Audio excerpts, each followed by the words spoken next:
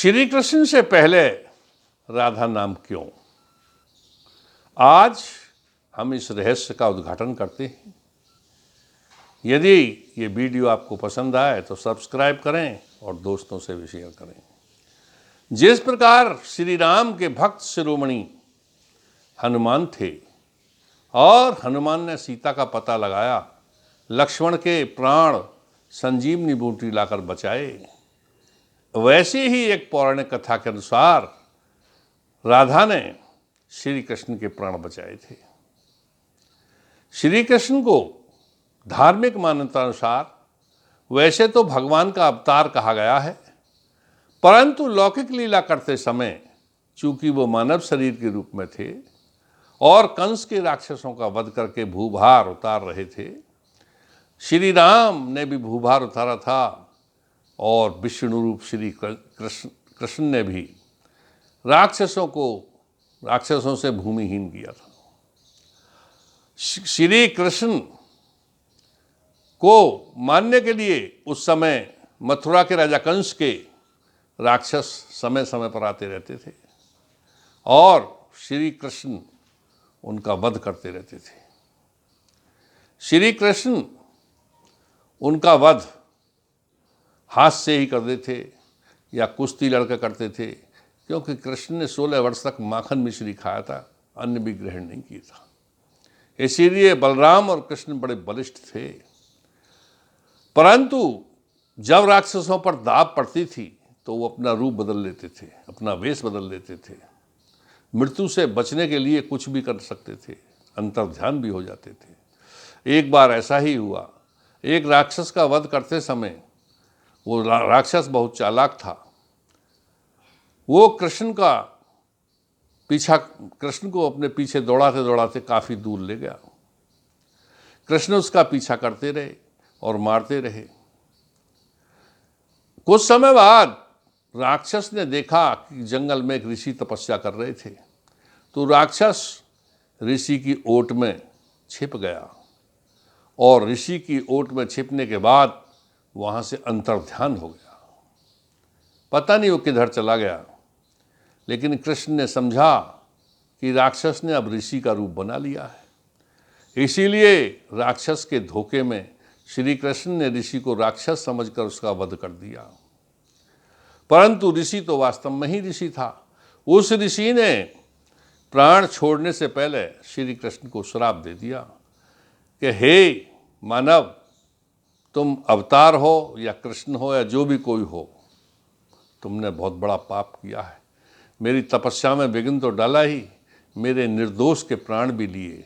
इसीलिए मैं तुम्हें श्राप देता हूँ कि कुछ समय बाद यदि ये दोष दूर न हो, हत्या का दोष दूर न हो, तो तुम्हारे भी प्राण चले जाएं।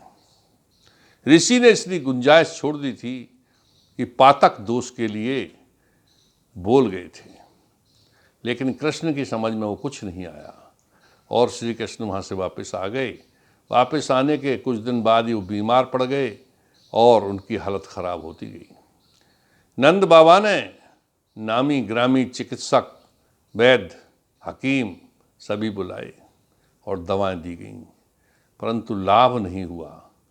अपितु धीरे धीरे शनै शनै उनकी हालत और खराब होती गई और श्री कृष्ण मृत्यु के नज़दीक सन्निकट आ पहुँचे।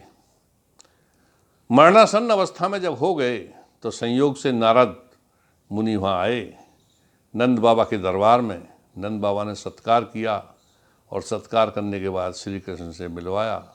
कहा, हे ऋषिवर, ये श्री कृष्ण अब ठीक नहीं हो रहे हैं, मैं चिंता से मरा जा रहा हूँ। इनकी उम्र भी लगभग 16 वर्ष हो चुकी है, परंतु इन्हें कोई स्वास्थ्य लाभ नहीं हो रहा है।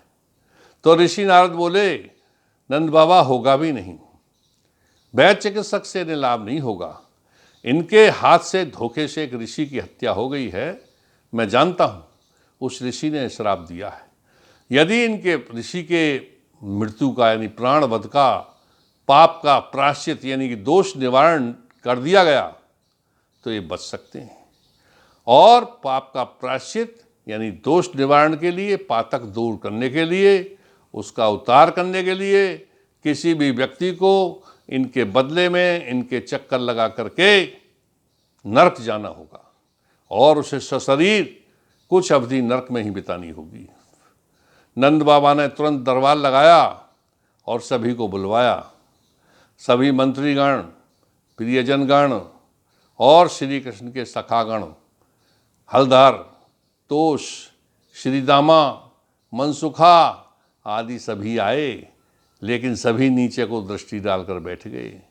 कोई भी नरक जाने के लिए तैयार नहीं हुआ, क्योंकि नरक की कल्पना करते ही हृदय कांप उठता था। उसी समय, ठीक उसी समय दरबार में चिल्लाती हुई वृषभान दुलारी राधिका आईं और बोली, अपने प्रिय के लिए नरक तो क्या, मैं अपने प्राण भी दे सकती हूँ। तब श्री कृष्ण ने कहा कि राधे, तुम्हें नरक की घोर यातना नहीं सह पाओगी, मर जाओगी, कष्ट होंगे, मर्मांतक पीड़ा होगी। बोले, स्वामी, मेरे लिए मर्मांतक पीड़ा हो या मेरे प्राण चले जाएं, पर मैं अपने स्वामी के प्राण बचाने के लिए अपने प्राण तक दे दूंगी और मैं नरक जा रही हूँ। ऐसा कहते हुए राधिका रोकने के बावजूद भी नरक को सीधे चली गई। नरक का हाल बड़ा विवत्स था, बड़ा डरावना था, बड़ा मर्मांतक था। वहाँ पर करनी भरनी का फल दिया जा रहा था। किसी पापी को कोड़े लगाए जा रहे थे, किसी के सूल चुभोए जा रहे थे, किसी के भला कूचा जा रहा था। जिसने जैसे पाप किए थे वैसा उसको दंड दिया जा रहा था। और कुछ लोग घायल पड़े थे। घायल लोगों के शरीर से रक्त टपक रहा था। कुछ के पी मावाद, कीड़े इत्यादि पड़ गए थे। बड़ा बुरा हाल था, बदबू से नरक भरा पड़ा था। राक्षसनियाँ, राक्षस, वैताल, भूत, प्रेत, डांकनी, सांकनी वहाँ नंगा नाच कर रहे थे। बड़े विभत्स और बड़े भयानक लग रहे थे। पहली बार तो राधा उस दृश्य को देखकर डर गईं, परंतु उन्होंने मन को धीरज रखा।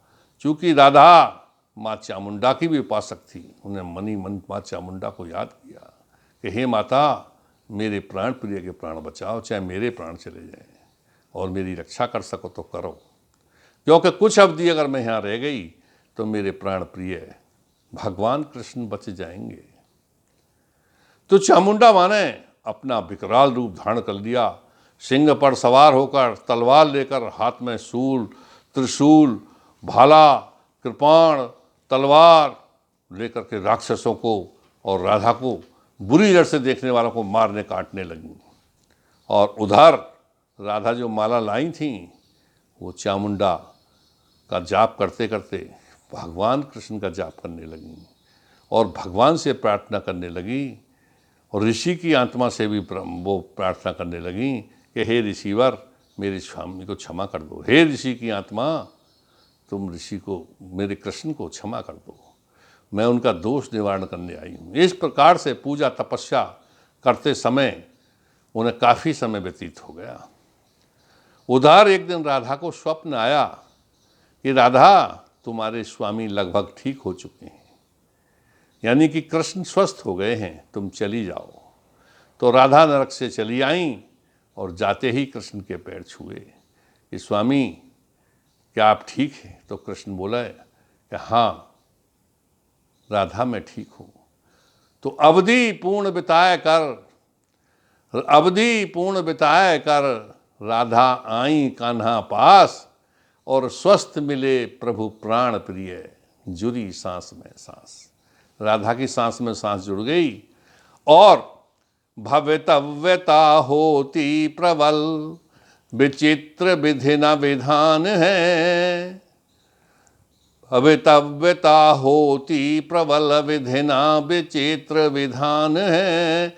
हुए स्वस्थ कान्हा मुदित, मन प्रमुदित लिया संज्ञान है। लख भक्त की भक्ति अमित, दिया राधे कहें वरदान है। पूजे जगत मम से, प्रथम मिले मुझसे महती मान है। और भगवान कृष्ण ने राधा से कहा कि हे राधा, तुमने मेरे प्राण बचाने के लिए अपने प्राणों की बाजी लगा दी। ये भी विधाता का एक विचित्र विधान है। और मैं खुशी हूँ और सुखी हूँ और स्वस्थ हो चुका हूँ। मैं तुम्हारी भक्ति से इतना प्रसन्न हूँ कि मैं तुम्हें वरदान देता हूँ कि हे राधा, संसार जब तक रहेगा वो मुझसे पहले तुम्हें पूजेगा, अर्थात मेरे नाम से पहले तुम्हारा नाम लिया जाएगा। जैसे कि राधे श्याम, यानी राधा का नाम सदैव पहले आएगा, श्याम का यानी कृष्ण का बाद में आएगा, और मुझसे ज़्यादा तुम्हें हमेशा मान सम्मान मिलेगा। जय कृष्ण, जय हिंद, जय भारत।